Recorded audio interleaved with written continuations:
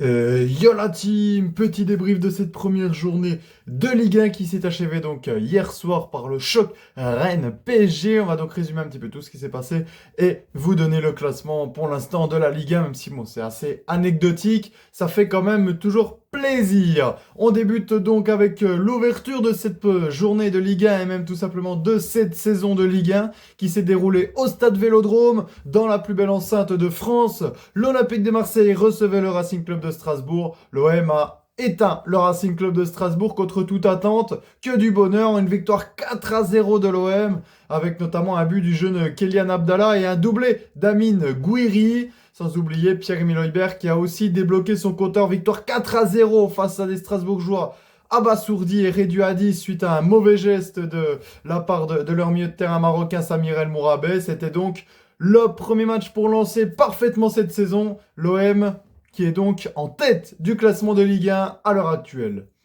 On a enchaîné derrière sur un deuxième match, le Racing Club de Lens qui recevait à Bollaert l'équipe d'Auxerre. Auxerre n'a rien pu faire.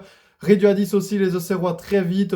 Lens s'impose facilement et avec de la qualité grâce à un grand Florian Thauvin également sur le score de 5-2. Vraiment une belle prestation.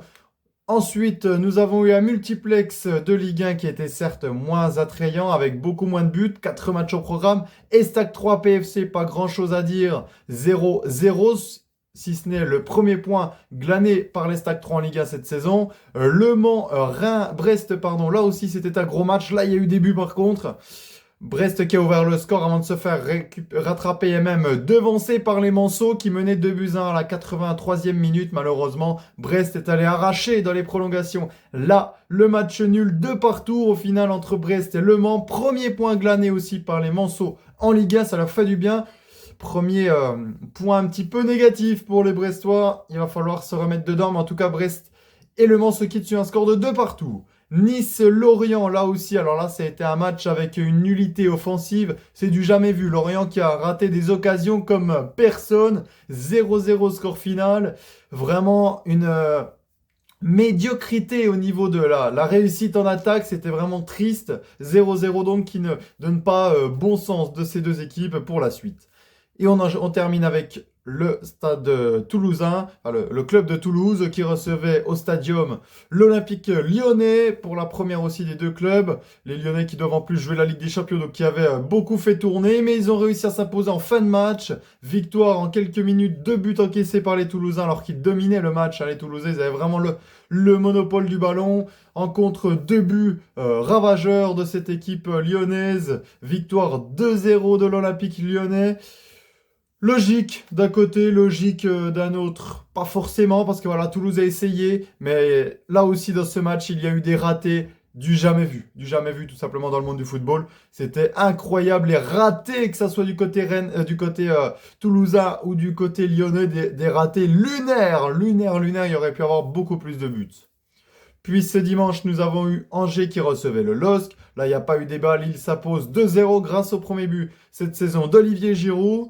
Le Havre Monaco, ça a été compliqué pour les Monégasques, même très compliqué. Pourtant, ils avaient très bien débuté cette rencontre en ouvrant le score très tôt par l'international anglais Eric Dyer. Et derrière, ça a été critique. Victoire 1-0 au final de Monaco qui se lance quand même avec une victoire, donc tant mieux pour eux.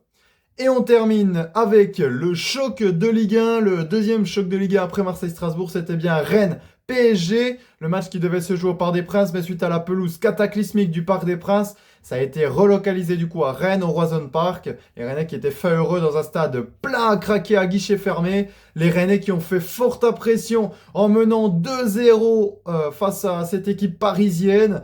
Une bonne première mi-temps, on va dire, avec une bonne dizaine de minutes au début, voilà, un bon quart d'heure, une bonne 20 minutes qui ont été vraiment dominées par les Rennais, avec une superbe frappe poteau entrante de Szymanski qui trompe Safonov, et derrière, on a été beaucoup plus en difficulté, mais finalement, avant la pause, sur un long ballon joué vite, le pôle talonne parfaitement, centre propre, pardon, non, oui, non, pardon, non, c'est Nordin, pardon, qui va sur le côté, qui talonne parfaitement, le centre est bon, et la finition en une touche d'Esteban Le Paul pour terminer le PSG 2-0. C'était dit, ça y est, finalement ils ont fait rentrer une nouvelle arme secrète qui vient d'arriver pour 50 millions d'euros. Le PSG L'entrée de Ferran Torres a tout changé, doublé en quelques minutes, 2 partout score final. Les Rennais sont un petit peu dégoûtés, mais au moins on peut dire que Ferran Torres a fait le bon coup, le coup de maître, le coup de chapeau. Mais attention parce que la suite va être compliquée pour le PSG. Ça joue Lille la semaine prochaine, ça va être encore très dur. C'est eux qui ouvriront la deuxième journée. Allez, ciao l'équipe, merci à tous et allez l'OM, tout en haut du classement.